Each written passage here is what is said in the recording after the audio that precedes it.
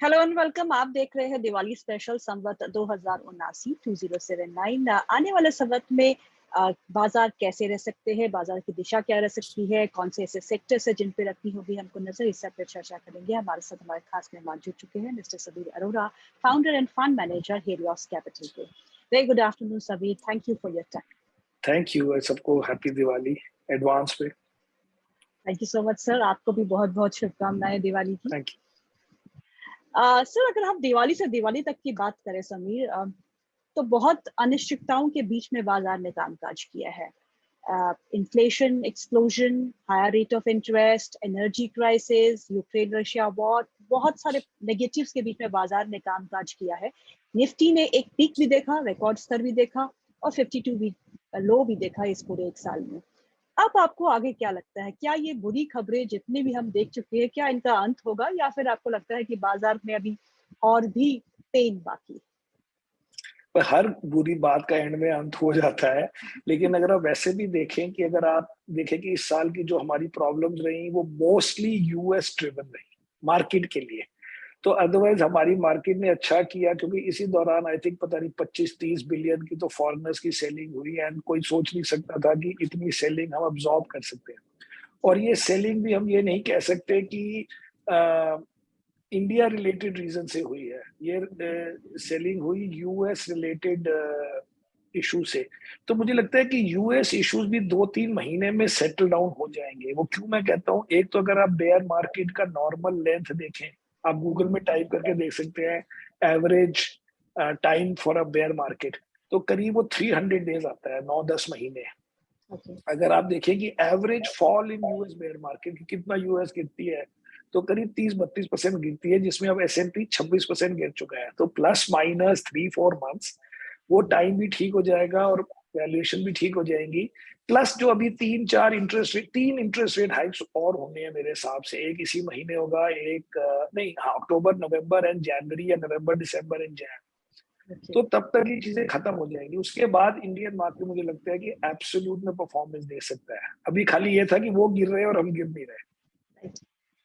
तो समीर सर, अगर बाजार में इन लेवल से आप रेंज बाउंड मूवमेंट देख रहे हैं 1-2 महीने से अपने बाजारों की, इंडियन मार्केट्स की रेजिडेंस दिखा रहा है हमारा बाजार, लेकिन अगर एक कट आता है तो आप क्या करेंगे, और अगर ऊपर की तरफ ब्रेकआउट होता है तो कौन से ऐसे सेक्टर्स है जो आपको लगता है कि मार्केट्स ऊंचाई की तरफ ले? सो पहली बात तो है कि 1-2 महीने चाहे यूएस मार्केट गिरे या ना गिरे, हमें समझ आ जाएगी कि अब उनका नेक्स्ट प्लान क्या है, क्योंकि उनके सारे इवेंट्स इसी 2-3 महीने के हैं। तो इसलिए इन 2-3 महीनों में अगर मार्केट गिरे या बढ़े, उसमें पैनिक नहीं करना, खुश नहीं होना। मतलब ठीक है, ये चलता है ऐसे लाइफ में। लेकिन मार्केट ना भी गिरे तो 1-8 महीना और वेट कर सकते हैं लास्ट पैसे की। अगर आप पहली बार जिंदगी में पैसे डाल रहे हैं, फिर वेट करने की जरूरत नहीं है। ये सारी बातें हम रोज करते हैं। जिसके 90% 95% इन्वेस्टेड है और वो कहता है मैं अब नए पैसों से क्या करूं, तो उसके लिए हम भी कहते हैं वेट भी कर लो 2 महीने में, कोई खास फर्क नहीं पड़ेगा। लेकिन अदरवाइज हमें जो पसंद है शेयर, वो मोस्टली होते हैं फाइनेंशियल सेक्टर में आजकल, और कंज्यूमर। अदरवाइज हम 3 सेक्टर पसंद करते हैं normally, which is financial, consumer and IT.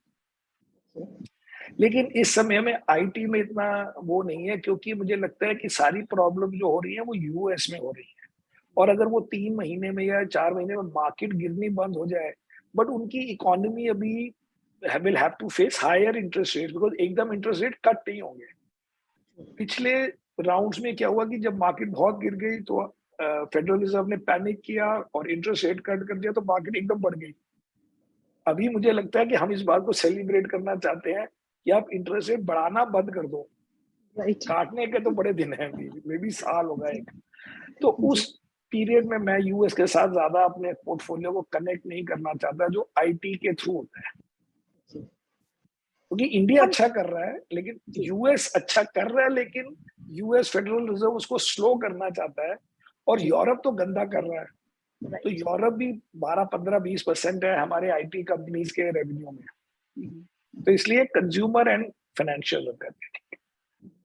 जब हम अपने देश की बात करते हैं समीर सर, तो हम सब बोल रहे हैं कि हमारा जो इंडिया है इट्स बेटर प्लेस्ड, और है भी, क्योंकि अगर आजकल हम है, यस जी, और अगर हम एक साल की बात करें तो जहां विदेशी बाजार जो है वो 20% 30% गिरे हैं, हमारा मार्केट सिर्फ 4 से 5% नीचे 3-4%। तो आउट परफॉर्म किया है हमारे Correct. मार्केट्स ने। तो तीन की चेंजेस जो स्ट्रक्चरली इंडिया को एक पॉजिटिव प्लेटफॉर्म पे लाती है। तो पहली बात यह है कि इंडियन अगर आप मार्केट की तरफ से देखेंगे तो पहले भी अच्छा कर रही थी। अगर आप लास्ट 25 साल देखें, मैं 25 साल से 26 साल से फंड मैनेजर हूं, तो India has been the best performing market. India का रिटर्न लास्ट 26 सालों में वॉरेन बफेट के रिटर्न से भी बेटर रहा है, डॉलर में। रुपी में नहीं कह रहा कि हमारा रुपी और उनका डॉलर। तो डॉलर में हमारी मार्केट अप हुई है around 10% per annum, 14% per annum rupees में।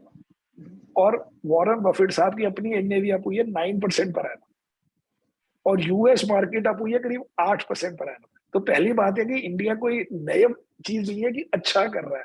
इंडिया का मार्केट एटलीस्ट 25 सालों से बहुत अच्छा कर रहा है। लेकिन आगे अच्छा करने का दो रीजन है, एक तो इंडिया अच्छा कर रहा है और एक बाकी बड़ा खराब कर रहे हैं। जी। तो जैसे चाइना की हालत खराब है और यूरोप की हालत खराब है, तो ये दो पूल्स, इन्वेस्टर्स के पैसे 3-4 जगह में ही जाते हैं। अमेरिका में इन्वेस्ट करेंगे, नहीं तो यूरोप में करेंगे, नहीं तो चाइना में करेंगे, नहीं तो इंडिया में करेंगे, नहीं तो रेस्ट ऑफ द वर्ल्ड। लेकिन रेस्ट ऑफ द वर्ल्ड में कुछ खास इतनी एक्साइटमेंट है नहीं। अगर है भी तो जितना डाल रहे हैं उतना डालिए। But China to India and Europe to India, ये ट्रेंड बड़े क्लियर है। बिकॉज चाइना में बहुत लोगों ने पैसे डाले हैं, एंड लास्ट 25 सालों में जब इंडिया का रिटर्न 10% पर एनम रहा है और यूएस का 8%, चाइना का 25 साल का रिटर्न है 1% पर एनम, 1%। तो इतना भी कहानी के बाद 1% रिटर्न बना। सो आई थिंक वो बड़ी इंपॉर्टेंट स्टोरी है हमारी। लेकिन इंडिया की अपनी स्टोरी में ये हुआ है कि अब एक तो हमारी इन्फ्लेशन हमारे हिसाब से ज्यादा नहीं है, हमारे इंटरेस्ट रेट हमारे हिसाब से कम नहीं है। तो हमें ये सब चीजों का नया शौक वो नहीं है, शौक लगना। और सेकंड है कि हमारी 2-3 चीजें अच्छी हो गई हैं, जैसे हमारी इकोनॉमी ठीक है, जीएसटी कलेक्शन अच्छे हैं, डिजिटाइजेशन में हम काफी लोगों से आगे हो गए हैं, और इंफ्रास्ट्रक्चर में बड़े सालों के ना होने के बाद, मतलब इन्वेस्टमेंट ना होने के बाद अब कॉन्फिडेंस आ गया है कंपनीज को, गवर्नमेंट को, कि अब और डाले जाए। तो इन सब चीजों से वो अलाइन हो गई, सब इकट्ठे हो गए एक ही टाइम पे। इसलिए इंडिया के लिए वर्ल्ड में एक्साइटमेंट है। लेकिन क्योंकि यूएस मार्केट इतनी गिरी, तो फिर वो इंडिया इतना नहीं चल सकता कि वो 25% गिर रहे हैं और हम 15% अप हो। लेकिन जब वो गिरना बंद हो जाएंगे, जो मुझे लगता है 3-4 महीने प्लस माइनस में हो सकता है, जिसमें रोज रोज ना लगे कि वो गिरना है उन्होंने आज, फिर गिरे चाहे ना गिरे, बट एवरी डे नहीं लगना चाहिए कि अब तो और गिरना है। तो फिर इंडिया एंड जो भी 3 कंट्रीज है उतना आगे अपने हिसाब से चल सकते हैं। विच इज मीन्स कि आपको 15% टाइप रुपी रिटर्न करने चाहिए, एक साल में नहीं, बट एनुअलाइज्ड 2-3 साल, चाहे अगले साल भी मिल सकते हैं। मेरा मतलब है हर साल नहीं मिलते, बट घूम फिर के 15% पर एनम हो जाता है। जी। समीर, अगर हम इंटरेस्ट डिफरेंशियल की बात करें तो वो गैप जो है यूएस और इंडिया में घटता जा रहा है। बॉन्ड मार्केट भी नेगेटिव है, इक्विटी मार्केट्स भी नेगेटिव है। तो आपको लगता है कि एफआईआई का पैसा जल्द भारत में वापस लौटेगा? Because it is going to take time. आपको क्या लगता है? मुझे नहीं लगता जी एफआई के पैसे आ जाएंगे। इनफैक्ट बीच में भी आ गए थे 2 महीने, जुलाई अगस्त में। तो मैं 25 साल से एफआई हूँ, एंड अगर आप 25 साल से देखें तो खाली 4 साल में एफआई के रिटर्न्स, मतलब फ्लोज नेगेटिव रहे हैं। 2008 में, 11 में, आई थिंक 18 में, और इस साल। तो एक्चुअली वो 20-21 साल पॉजिटिव है। सेकंड में जो एफआई इन्वेस्टर है, वो ही लोग, मतलब वो भी उनके जो इन्वेस्टर होते हैं, जैसे कोई गवर्नमेंट हो या कोई यूनिवर्सिटी की एंडाउमेंट्स के पास पैसे होते हैं, या हाई नेटवर्थ लोग होते हैं, या फैमिली ऑफिस बिलियनर होते हैं, वही लोग हैं इन्वेस्ट करने वाले 4-5 मूव्स। तो वही लोग इंडिया में प्राइवेट इक्विटी में अभी भी पैसे लगा रहे हैं। इस साल भी 6 मंथ्स में उन्होंने $30 बिलियन डाले हैं, लास्ट ईयर 60 बिलियन डाले थे। तो इसका मतलब है कि इंडिया से कोई गया नहीं, क्योंकि अगर वही लोग हैं, खाली है कि कोई पब्लिक मार्केट में डालो या प्राइवेट मार्केट में डालो, वो डे टू डे स्टोरी है, तो वो नहीं गए। सेकेंडली, चाइना में करीब जो इमर्जिंग मार्केट फंड होते हैं उसमें वो 30% चाइना में जाता है इंडेक्स के हिसाब से, और इंडिया में जाता है 14-15%। तो चाइना की हालत, इन द सेंस की हालत में, चाइना ने इतने गंदे रिटर्न्स दिए हैं, उन्होंने इतनी गंदी पॉलिसीज की है जिससे स्टॉक मार्केट वालों को बड़ा नुकसान हुआ है। तो मुझे नहीं लगता कि अगले साल पूरा 30% चाइना में लोग डालेंगे। तो उसमें अगर 2-4% भी कम हो गया, वो मोस्टली इंडिया की तरफ आएगा। और इंडिया में वो 4%, हमारे 15% के ऊपर अच्छी ग्रोथ है। तो मुझे लगता है ये भी कहानी खाली यूएस के सेटल डाउन होने की है। इंडिया में आजकल भी आपको लगता है कि जैसे यूएस मार्केट 3.5% गिरी, आज हमारी मार्केट अप होती है। आजकल हम इतना डे टू डे नहीं डर रहे उनसे, लेकिन फिर भी उनका गिरना बंद हो जाए तो हम जरा दिल खोल के सब चीजें हो सकती है। तो यही है स्टोरी। सर, अगर पीएलआई स्कीम की बात करें, क्या आपको लगता है it's a real game changer for India manufacturing sector? हो सकती है, क्योंकि Chinese actually big story India की है कि एक तो चाइना प्लस वन, एक तो इन्वेस्टर ढूंढ रहे हैं और एक कंपनियां भी ढूंढ रही है। कंपनियां इसलिए ढूंढ रही है क्योंकि एक तो इंडिया ने अट्रैक्टिव कर दिया कि जी हम पीएलआई स्कीम करेंगे। सेकेंडली, अगर आपने इंडिया में नहीं बनाया तो आपके ऊपर 20% ड्यूटी लगा देंगे। तो मेक इन इंडिया, मतलब make in India policy. Thirdly, आपने इंडिया में टैक्स रेट कम करके कर दिया कि जी आप नई कंपनी है तो आप 15% पे भी काम कर सकते हैं मैन्युफैक्चरिंग में, नहीं तो 25% हो गया। और इंडिया की मार्केट, और प्लस लोगों को भी लगा कि चाइना में सारे मैन्युफैक्चरिंग डाल के उनकी सप्लाई चेन इश्यूज हो गए, क्योंकि उन्होंने कह दिया जीरो कोविड, तो अब इन लोगों को अपना जो इन्होंने सामान वहां से खरीदते थे वो खरीद नहीं सकते, या वो बनान फैक्ट्री बंद पड़ी है। तो ये सब चीजें करके हर आदमी, मतलब हर कंपनी चाइना प्लस वन ढूंढ रहा है कि कहाँ जाओ, और so as to not put all your eggs in one basket. अब वो गए वियतनाम वगैरह में जहाँ बड़े बुल रन चल रहा है। इंडिया में फायदा ये है कि आप कम से कम पहले लोकल मार्केट के लिए तो बनाइए जो चाइना से आता था। जब बनाना शुरू करेंगे फिर हल्के हल्के एक्सपोर्ट भी होगा।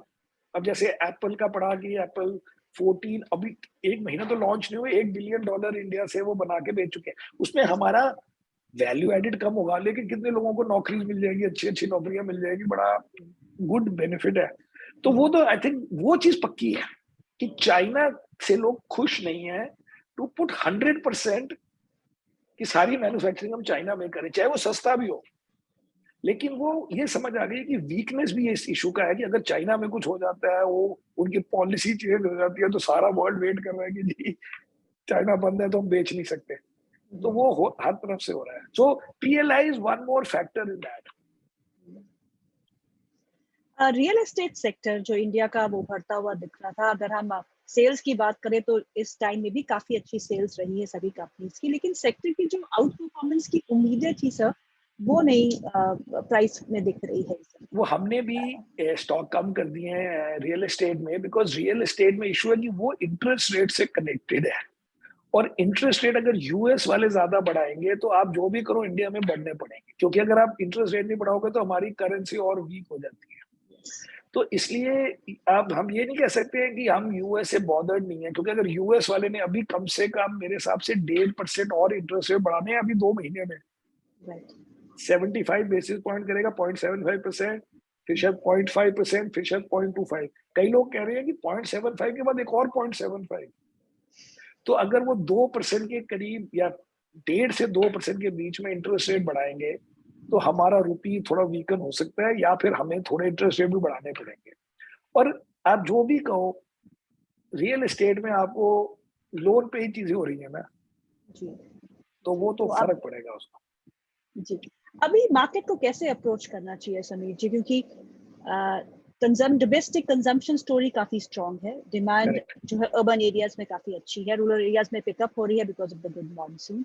तो आप क्या डोमेस्टिक ओरिएंटेड कंपनीज जो है उन पे ज्यादा फोकस रहेगा आपका, कोई रिजर्व जी, द कंपनीज इनका ग्लोबल एक्सपोजर है? करेक्ट, ग्लोबल एक्सपोजर तो मुझे चाहिए ही नहीं। हमने पहली बार आईटी को जीरो ही कर दिया नियरली। तो हम तो खाली फाइनेंशियल और कंज्यूमर लेते हैं, वो तो आज भी ले रहे हैं। मतलब इन द सेंस कि उसमें जो भी पैसे होते हैं हम इन दोनों में से जो भी हमारे स्टॉक्स हैं तो वही ले लेते हैं, और या नए ले लेते हैं। लेकिन फाइनेंशियल्स और कंज्यूमर पर ही हाईएस्ट वो है, क्योंकि consumer is doing well. Consumer में भी हमें ना वो बड़ी वाले कंज्यूमर नहीं चाहिए कि कार खरीद रहा है और टीवी खरीद रहा है। हमें है कि आप मॉल में खाना खाने जा रहे हो, या आप सस्ते जूते ले लिया आपने, या पिक्चर देखने चले गए, या आपने वो कपड़े ले लिए, शेरवानी ले ली, उस टाइप के small ticket consumer. Banking space आपको क्यों अच्छा लगता है? क्योंकि वो आउट परफॉर्मेंस तो हम पिछले 6 महीने में देख चुके हैं बैंकिंग क्षेत्र की तरफ से। Credit offtakes are now picking up, but private investments को अगर अच्छा करना है, जो अनाउंसमेंट्स कंपनीज ने की है वो निर्भर करता है ब्याज दरों पे, जैसे कि हमको पता है वो भी correct, interest rate link correct. की है। लेकिन तो क्या है कि आप हमें इतना पहली बात तो है कि सबसे बेस्ट सेक्टर इंडिया का फाइनेंशियल सेक्टर रहा है, क्योंकि ये 2-3 बैंक बड़े अच्छे रहे, एचडीएफसी बैंक, आईसीआईसीआई बैंक वगैरह। सेकेंडली, उसमें आपको हर पार्ट से आप प्ले कर सकते हो। आपको वेल्थ मैनेजमेंट करना है कि कंज्यूमर फाइनेंस लेना है कि बैंक लेने हैं, वो सारे फाइनेंशियल में आ जाते हैं। और फाइनेंशियल सेक्टर में बड़े सालों के बाद हमारी फाइनेंशियल पोजीशन अच्छी है कि हमारे नॉन परफॉर्मिंग लोन जो है वो कम है, क्योंकि कई सालों से आपने प्रोजेक्ट टाइप लोन तो दिए ही नहीं। बिल्कुल। तो एक्चुअली हमें कोई इतना एक्साइटमेंट नहीं है कि वो कैपेक्स हो रहा है कि नहीं हो रहा।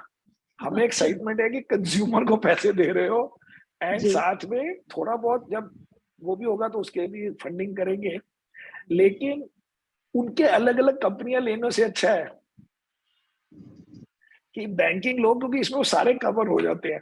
प्लस अगर आप रिजल्ट्स देखेंगे लास्ट 3-4 सालों के एंड स्टॉक प्राइस मूवमेंट देखेंगे, वो ऐसा नहीं है कि कंपनियों के रिजल्ट्स बढ़े हैं 15% पर एनम, लेकिन स्टॉक प्राइस बढ़ गया 30-30% पर एनम। कोई आउट ऑफ लाइन नहीं लगता, वो उसी के साथ चला है। तो उसकी परफॉर्मेंस ये नहीं लगता कि आपने बहुत महंगे टाइम पे आके अब सडनली याद आई है उस सेक्टर की, जो कंज्यूमर के कई स्टॉक्स में होता है। Stocks are valued very highly. अगर हम इस पूरे दिवाली से दिवाली तक का सफर देखें तो सीपीएसई यानी कि पब्लिक सेक्टर कंपनीज ने काफी अच्छा परफॉर्म किया है, एंड खास करके डिफेंस क्षेत्र की कंपनियां। आपका क्या व्यू है? तो हमारे पास एक डिफेंस सेक्टर का स्टॉक है सिर्फ, और नॉर्मली हम पीएसयूज नहीं लेते, लेकिन हमारे पास बड़े सालों के बाद 2 पीएसयूज है, एक स्टेट बैंक ऑफ इंडिया और एक डिफेंस का स्टॉक। बट नॉर्मली मुझे पीएसयू स्टॉक्स नहीं पसंद आते, क्योंकि वो बड़े कम टाइम के लिए चलते हैं, फिर उनमें एंथू खत्म हो जाता है। मुझे जनरली नहीं पसंद, ऑल्दो उन्होंने इस साल बहुत अच्छा किया। How concerned are you about the falling rupee? रुपी के डेप्रिसिएशन को देख के आपको कहीं ना कहीं लगता है कि this will be a detrimental to the growth of exports from India? नहीं जी, पहली बात in the sense that recession है बाहर, हाँ, और तो पहली बात ये है कि अब हमें भी इंडिया की स्टोरी सेल करनी होती है, जैसे मिनिस्टर हमें करते हैं, हम आगे करते हैं। तो हम भी यही कहते हैं कि इंडियन रूपी की गलती नहीं है, ये तो डॉलर बहुत स्ट्रेंथन हो गया है, और उसको अगर आप नहीं मानते तो आप पाउंड देख लो, येन देख लो, यूरो देख लो, कि सारे डिप्रिशिएट हुए डॉलर के गए, तो इसमें हम क्या कर सकते हैं। लेकिन जनरली हमारे 4-5% हर साल के करेंसी में गए हैं एनुअलाइज्ड, बट उतने वो अब्सॉर्ब हो गए। तभी जब हम कहते हैं ना कि Indian market has beaten Buffett, वो डॉलर में 4% हर साल खोने के बाद, तो 4-5% तक तो चलता है। अब थोड़ा ज्यादा हो गया, लेकिन अभी यही कहानी करेक्ट है, वो एक्चुअली कहानी करेक्ट है कि इंडियन रूपी इतना डिप्रिशिएट नहीं हुआ जितना खाली डॉलर अप्रिशिएट हुआ है, लेकिन बाकी करेंसीज भी पूरी डिप्रिशिएट हुई है, बल्कि हमसे तो बहुत ज्यादा हुई है। तो अब ये इन्वेस्टर को हल्के हल्के हम भी यही समझाते हैं कि इसको आप हमारी गलती ना गिने इंडिया की, और वो मानते हैं अभी, क्योंकि उनकी बाकी करेंसी में भी तो करेंसी है ना। और कई लोग तो यूएस के है ही नहीं, वो तो एक्चुअली यूरोप में बैठे हैं, तो उनके लिए तो हमारी करेंसी स्ट्रेंथन होकर उनके रिटर्न बढ़ गए हैं। सो ये सब चलता रहता है, बट इंडिया को बहुत ज्यादा फायदा भी नहीं होगा, थोड़ा बहुत होगा, क्योंकि कस्टमर को भी पता होता है कि ये करेंसी कितने प्रॉफिट बना रहा है उस हिसाब से। तो आप देखो अगर टेक सेक्टर को 2009 में कितना था हमारा रुपी, आई थिंक 50 कुछ था, 45-50, वो 50 से 80 हो गया, उनकी मार्जिन में क्या फर्क पड़ा, सब खत्म हो गया ना पैसा। तो वो शॉर्ट टर्म में होता है, एंड में वो इनका ये ले जाते हैं वापस कस्टमर, मतलब इनके कस्टमर। क्रूड का सिनेरियो क्या लग रहा है आपको? अब तो 80 से 90 क्रूड ऑयल का, Brent crude, WTI crude, that has stabilized between 80 and 90 and yeah. So उसमें हम ज्यादा हमारा व्यू नहीं होता, क्योंकि हम स्टॉक मार्केट वाले लोग हैं, ये से हम एज गिवन लेते हैं, मोस्टली एज गिवन। तो 80 है तो कहते चलो 80 के हिसाब से चलो, प्लस माइनस $10 तक चलो ठीक है, इसी रेंज में है। तो रेंज वैसे ठीक है, मतलब इस रेंज में आपको रोज रोज क्रूड ऑयल की फिक्र नहीं करनी होती। ये नहीं होता कि आप रोज को अरे बहुत ज्यादा है, ठीक है इसी रेंज में चलता है तो एक्सेप्टेबल है, क्योंकि अब वैसे भी ये प्राइसेस पास ऑन हो जाती है कस्टमर को। पहले होता था कि गवर्नमेंट का डेफिसिट बढ़ जाएगा, घट जाएगा, अब तो बल्कि गवर्नमेंट ने इसमें टैक्स रखे होते हैं इनफ, तो अगर बहुत ज्यादा बढ़ेगा तो वो अपना थोड़ा टैक्स गिव अप कर देते हैं। बट ब्रॉडली इस रेंज में मैंने तो सोचा भी नहीं बड़े दिनों से कि क्रूड ऑयल की क्या प्राइस है, ठीक है जो है, मतलब नॉर्मल है, जो हो सकता है, उसमें कोई किसी को फर्क नहीं पड़ रहा। इंडिया की स्टोरी की एक और खास बात है टेलीकॉम स्पेस अब, क्योंकि 5G का लॉन्च हो चुका है। रिलायंस, भारती एयरटेल 2 ही दिग्गज कंपनी है, वोडाफोन आइडिया भी है पर ना के बराबर है। करेक्ट। तो ऐसे में टेलीकॉम स्पेस पे आपका क्या व्यू रहेगा? इस अगले आने वाला साल कैसा देखते हैं आप टेलीकॉम के लिए? उसमें जी 5G 4G की बात नहीं है, उसमें है कि आप प्राइस बढ़ा सकते हो कि नहीं, चाहे वो 5G के कहने से बढ़ा लो। लेकिन ये हमने देखा है कि प्राइस बढ़ाना भी आसान काम नहीं है। हमारे यहाँ 2 रुपए बढ़ाने के लिए मार्केट शेयर को लोग खो देते हैं। वह बड़ा मुश्किल काम है प्राइस बढ़ाना। बट वैसे ठीक है, हमारे पास रिलायंस के शेयर है, लेकिन ये आसान नहीं है कि आप प्राइस 10-20 रुपए बढ़ जाए।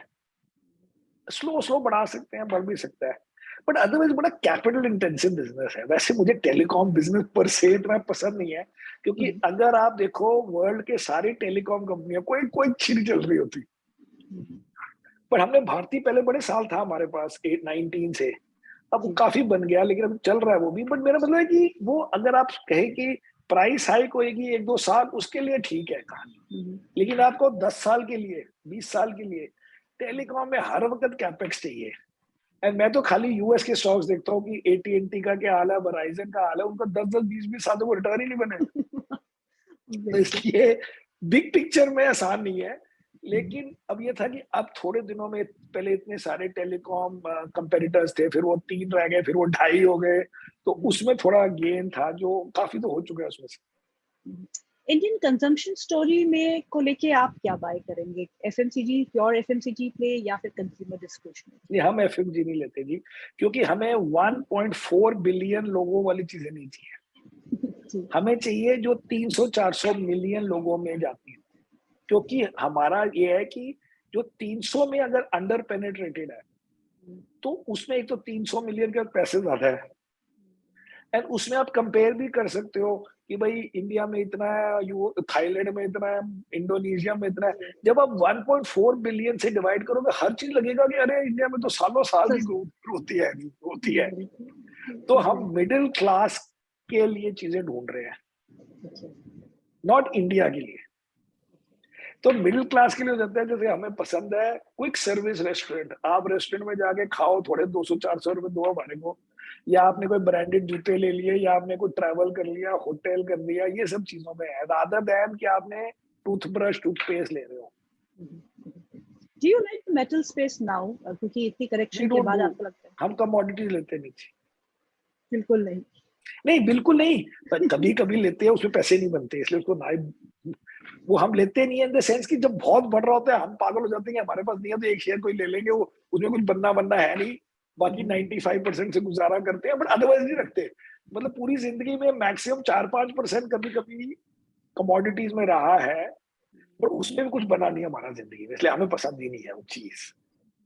One of the groups that has done brilliantly well in last this Diwali to Diwali is Adani Group stocks. Correct. What is your view on the तो Adani उसमें Group क्या है, वो स्टॉक्स, हमारे पास एक स्टॉक है वैसे पोर्ट, बट बाकी स्टॉक्स जो है ना वो इतनी फास्ट बढ़े कि हमें समझने से पहले ही वो बढ़ चुके थे। अब हम कहते हैं हम देखेंगे जब थोड़े ठीक होंगे कभी, बट वो they have gone up too fast, हमें इतने फास्ट मूविंग भी हमसे समझ नहीं आती कि क्या हुआ, बट अडानी पोर्ट हमारे पास है। So which are the companies that you're going to bet for in somewhat 2079? नहीं जी, ऐसे हम काम नहीं करते हैं, हम तो लेते हैं 35 स्टॉक्स। हमें नहीं पता होता कि कौन से स्टॉक का नंबर आएगा, लेकिन उसमें 10-12 का नंबर आ जाता है। अब कोई सोच ही नहीं सकता था 2019 एंड में या दिवाली में गिन लो, सॉरी 21 की दिवाली में गिनो कि जी इस साल वरुण बेवरेज 80% बढ़ जाएगा, या हमारा एक और है लेमन ट्री बढ़ जाएगा, आपको 50-60%, किसी को नहीं समझ आती। लेकिन अगर आपके पास 25-30 स्टॉक है, जिसमें 10 तो पुराने वाले हैं, बड़े वाले HDFC bank, ICICI bank type, और 12-15 है ये नए वाले 20, ये जो इस टाइप के जो अभी नेसेसरी, वरुण बेवरेज तो बड़ा पुराना स्टॉक है। मेरा मतलब है कि जो छोटे आप 2-2-2.5% लेते हैं 20, उसमें हमें नहीं पता होता किसका नंबर आएगा, लेकिन आधों का नंबर आ जाता है, फिर वो ये है। तो इसलिए हमें तो पूछता है कि बेस्ट स्टॉक कहते हैं, हमें नहीं पता, जब हमारे पास 25 स्टॉक है, अपने आप हो जाएगा इसमें जो होना है, पहले नहीं पता लगेगा। तो आप सोच नहीं सकते किस बेसिस पे सोचोगे कि इंडियन होटल सडनली 80% बढ़ जाएगा एक 9 महीने में।